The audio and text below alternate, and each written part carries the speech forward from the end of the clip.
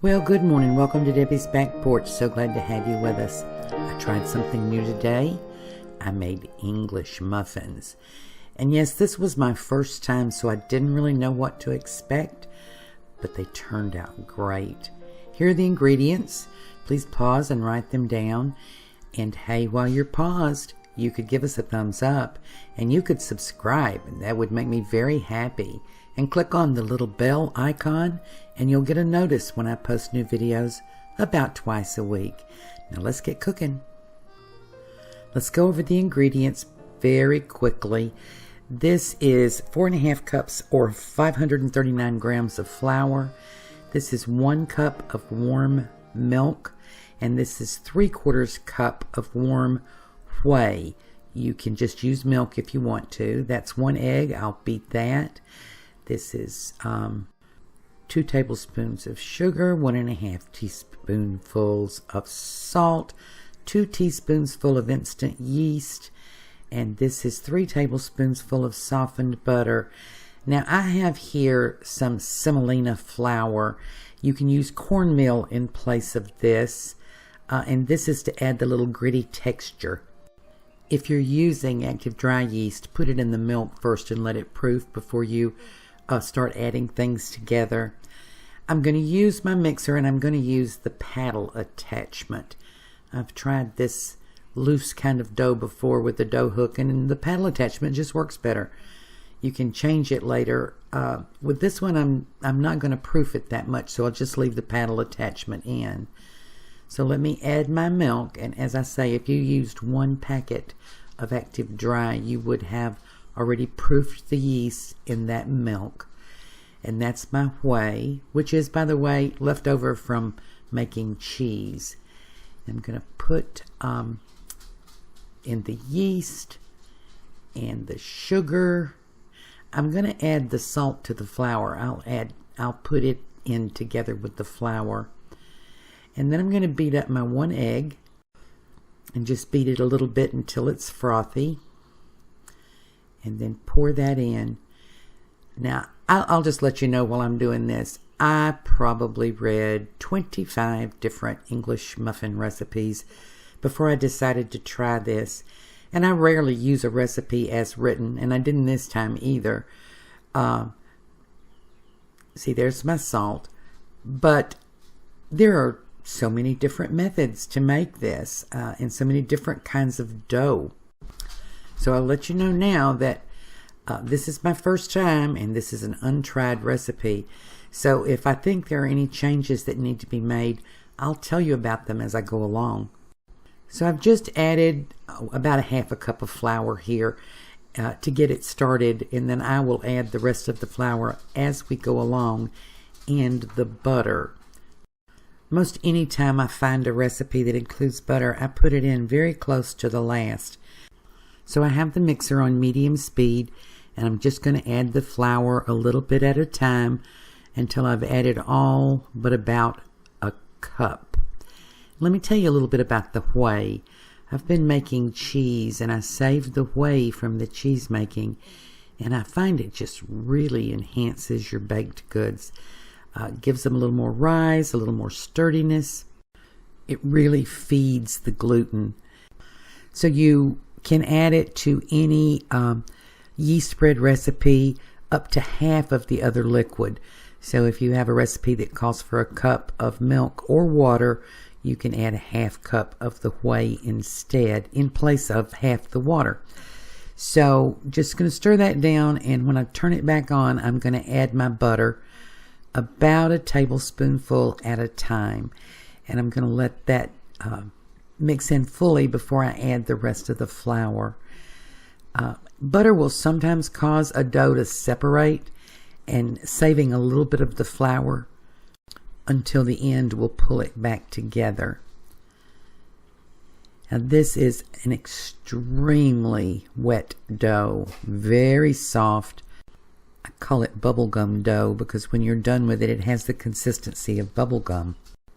So the butter's all mixed in. I'm adding the last of the flour. And this recipe is going to make 16 muffins. And I only want 8 tonight. So I'll show you when I get to it. I'm going to split the dough in half and refrigerate half of it overnight. Now, I didn't knead this. I just let it beat for 5 minutes, and look at the gluten development that you have there. I'm going to knead it a little different. I'm going to knead it after the first rise, because this dough is just a little bit different. And what I'm going to do now is just turn this out into my proofing bowl and let it proof a little bit before I try to handle it. You see how sticky and elastic and big long strands of gluten are in here, and that's a good sign. So I have my proofing bowl ready here. I just put just a little bit of oil down in there, and I'm just going to dump this shaggy, loose sort of batter slash dough. It almost looks like a batter, doesn't it? Right directly into the bowl, and scrape everything out, and then I'll put my lid on it, and I'm going to let this rise for about an hour and a half in a not necessarily a warmer than normal temperature, just out in the open at room temperature. If you want to do this part today, say in the evening, and make your English muffins in the morning, you just put your lid on this and put it in the refrigerator and let it do a slow rise. And you know, if you've never done any slow rise bread, the flavor is magnificent. And this is just sort of semi-slow, because I'm going to leave it out on my counter and come back in about an hour and a half. And while the dough is rising, it's almost done. I've got a couple of sheets of parchment paper here. You don't actually have to use the parchment. You can do this directly on a cookie sheet. And I'm going to sprinkle out some of this semolina. And I told you I'd tell you if there was anything I would change. I would use cornmeal instead of semolina, because the purpose of this dusting is to add a gritty texture to the top and bottom, and the semolina is just not that gritty. I would use cornmeal. So look at this beautiful dough, and it's still like bubble gum and super sticky. And so we're going to kind of knead it now. And our purpose of kneading is to get rid of this stickiness so that we can handle the dough. So put a fair amount of, I almost forgot, put a fair amount of flour down on your surface. And a quick word about surfaces. You know, you can just use your countertop for this. My countertop is ceramic, and it's not real solid. It's kind of bumpy with the grout and everything. So I got this glass board to work bread on, and I just love it. I wish I had a marble countertop. Marble's the best. But whatever you use, I'm just going to turn this out. And now I'm going to probably work in maybe as much as a half cup more flour to get rid of this stickiness. I have a little helper over here to my right, by the way. You may see and hear her just a little bit. In things that I would do differently, I would go ahead and add a little bit more flour when I was making it next time, because I'm going to have to work in a lot of flour here. This is very soft dough, and I know that I used the right amount because I had converted it to grams, and still we needed a little bit more of the flour worked in the mixer, and then this would go a lot quicker. Maybe another 1/4 cup would have been enough. So I'm adding and flipping, and here in just a second my little constant companion is going to join the video. You know, that's Athena, my little 4-year-old, and oh, she loves making bread. And I'll let you listen to a little of our conversation. Yes, you can. If your hands are clean. They're clean. Okay. Here's you some flour. I need flour. So I can help you make? Yeah. Oh. You want to make handprints? Yeah, sure. Okay. I like handprints. Go ahead. Whoa.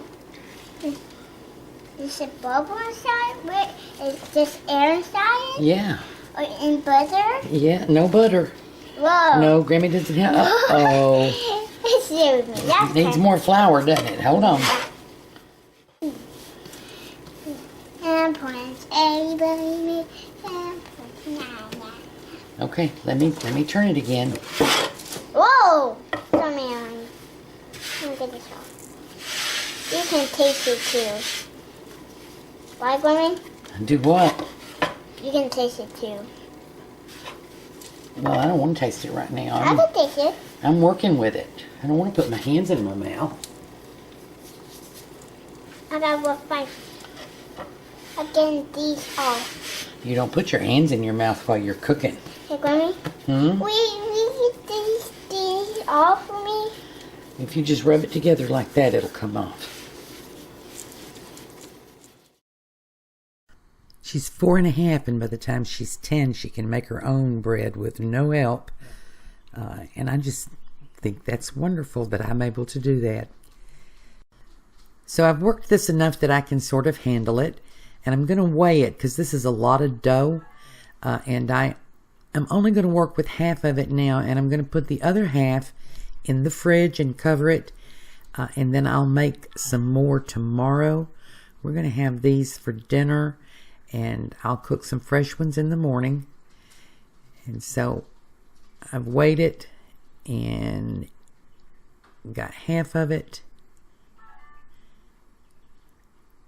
I'll set that aside. And then I'm going to work with the rest of this. I'm going to work it into a ball, still using a lot of flour. And it's still a little bit sticky. And let me just give you this little process note here. You want your English muffins to have little holes in it, little nooks and crannies. And a slow rise, soft dough will give you that more than a really heavily kneaded dough.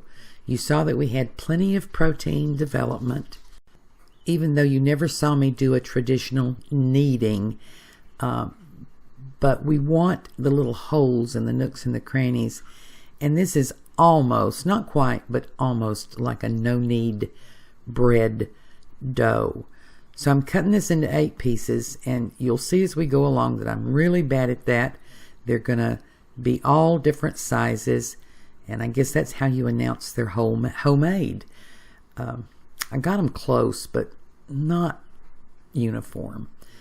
So I'll take off a piece, flouring my hands again, and this is how I'm shaping them.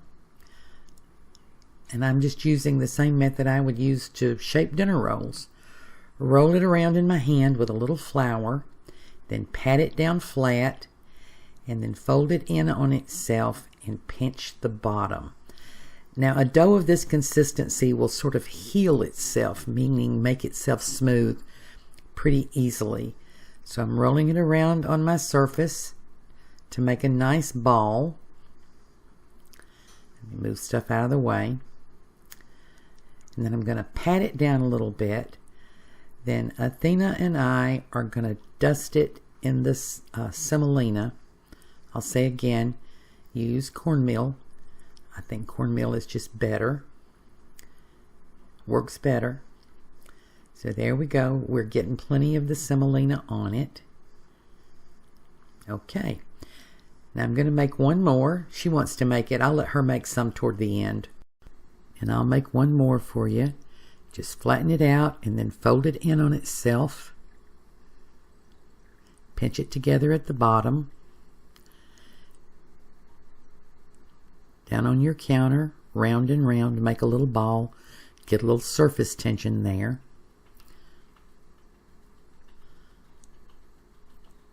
Yeah, surface tension, by the way, helps browning.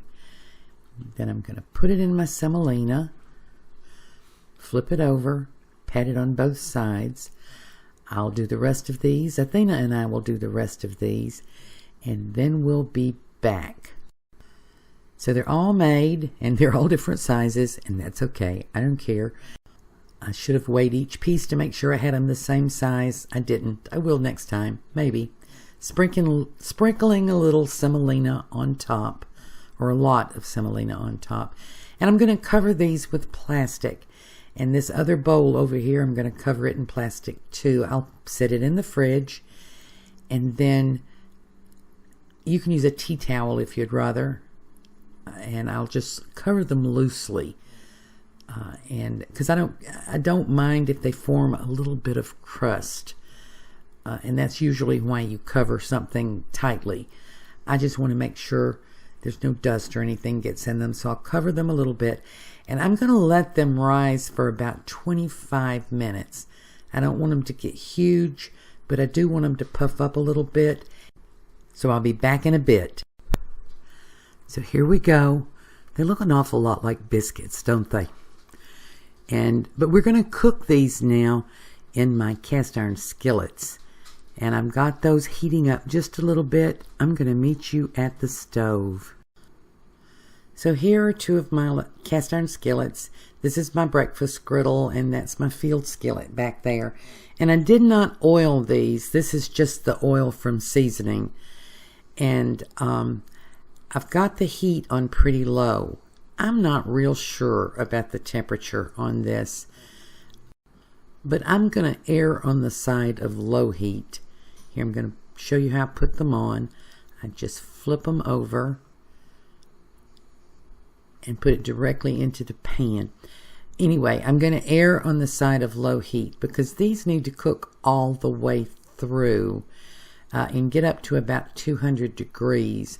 So my heat is low, and if it's not enough, I'll turn it up halfway through when I've determined how much it should be. And I've set a timer for 7 minutes. They need to cook 15 minutes or so. And you can brown them on the top of the stove and then stick them in a 375 oven. But I want to use the skillets. And if you have a griddle or a big electric frying pan, that might be better. Or it might work for you. I just like to use the cast iron. So it's been 7 minutes, and I'm flipping them over.